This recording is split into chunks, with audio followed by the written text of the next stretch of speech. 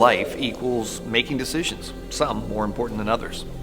From what should I have for breakfast, to what college should I go to, who should I marry, what house should I buy, what's the difference between right and wrong, etc.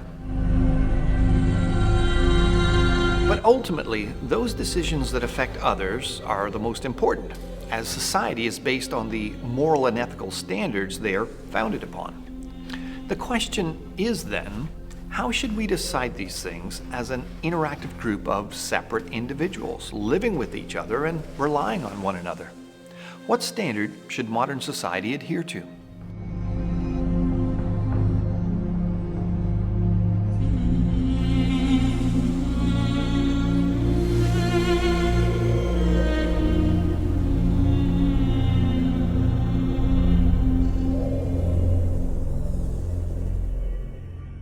Let's explore a range of options by looking at two worldviews that are polar opposites to one another: Christianity and atheism. Christians, of course, base their faith on the Bible, because the Bible claims to be the word of a holy and righteous God. So it makes sense that Christians should look to it for guidance in all areas of their life. Starting from that belief, the Bible then becomes like a compass, a way of navigating through life by giving them a way of thinking. God has allowed everyone to be a unique individual, each with hopes, dreams, ambitions, and personalities different to one another. Although there are some areas and decisions that may be unclear to us immediately because they're not dealt with specifically in the Bible, God has revealed certain rules that apply to all people throughout time. Do not murder, do not steal, do not commit adultery, sex outside of marriage, etc. These are referred to as moral absolutes. Absolutes provide a standard from which a person can then gauge whether a thought or action is closer to or further from what is correct. As an analogy, if we understand that 2 + 2 = 4, we can understand that a student giving the answer 5 is still closer to the truth than a student who gives the answer 4,672, even though both are incorrect. Now let's consider atheism. A consistent atheist is forced to believe that there are no moral absolutes. Why? Because they believe there is no God, they must believe in some type of self-creation, evolution, which means everything was generated randomly with no intelligence behind it. And if there is no God, then each person has the right to decide for themselves about right and wrong. And this means there can be no moral absolutes. Logically, if each person's mind is the result of random chance processes over time, there isn't even a reason to trust logic, reason, or anyone's opinion anyway. So, are there moral absolutes or aren't there? This is a big question because if there are moral absolutes, there must be a lawgiver, a creator of them. If there isn't a creator, then we aren't bound to absolutes. So let's examine whether the concept of no absolutes is true by using an extreme test. For example, is abusing and murdering a child wrong? Most would say yes, but that would mean there are absolutes. It's absolutely true that this is always wrong. However, a consistent atheist would be forced to say something like either, no, it's not wrong, or I personally believe it's wrong. But logically, they would have to admit that the murderer has a right to believe whatever they want. This would mean it could be considered right for the murderer, so they can't be wrong. Now, some atheists would say that you can believe whatever you want as long as you don't hurt someone else. But is that true?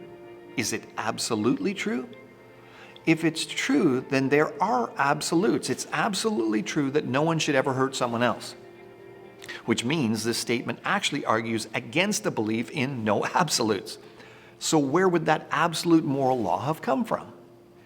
You see, when someone says something that, if true, it must be false, it's called a self-refuting statement. It can't possibly be true. This type of argument literally self-destructs. You can't know anything for certain. Well, how do you know that for certain? Talking about God is meaningless. Then your statement is meaningless. There's no such thing as truth. Is that a true statement? There are no absolutes. Are you absolutely sure about that? No one can know any truth about religion. then how do you know that truth about religion? Science is the only sure method of finding truth. What specific science experiment taught you that? You can only know truth through experience. What specific experience taught you that?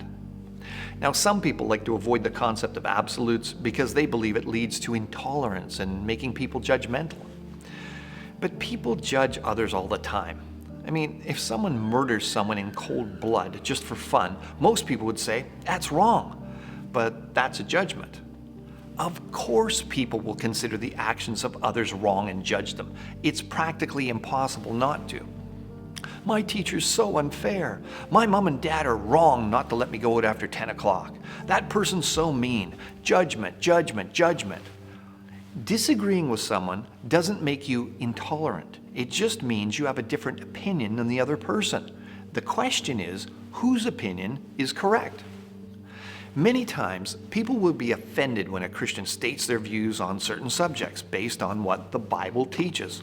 For example, someone might take offense if a Christian disagrees with homosexuality.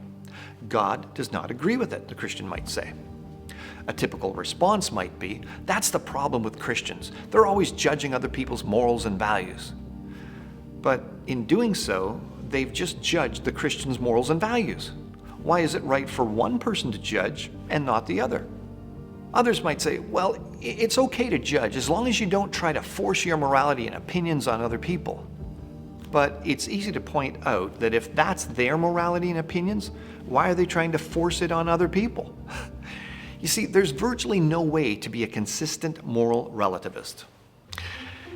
Now, it's interesting to note that many people passionately argue that there's no clear-cut right and wrong one minute, then say it's unfair when such and such person at work got a raise and they didn't the next.